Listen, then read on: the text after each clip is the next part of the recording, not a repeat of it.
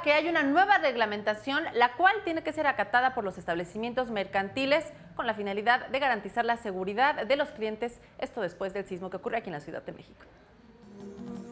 A partir de este mes de octubre, el gobierno de la delegación Cuauhtémoc informó que los establecimientos mercantiles deberán cubrir las necesidades adecuadas y necesarias de protección civil después de los sismos del pasado mes de septiembre, que tienen como objetivo salvar la vida, la salud y la integridad física de las personas que acuden a esos espacios.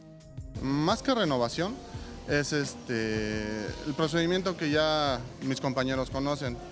Nosotros contamos con un dictamen de protección civil, donde compañeros del negocio hemos tenido el adiestramiento de cómo actuar en un sismo.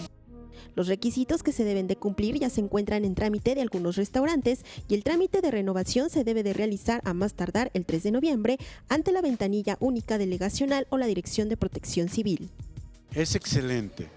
Yo pienso que cuando cumplimos con algún requisito que nos pide la gente que está preparada, ¿sí?, no perdamos de vista que estamos en un suelo muy fangoso.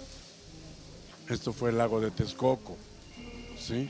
Entonces debemos tener mucho cuidado.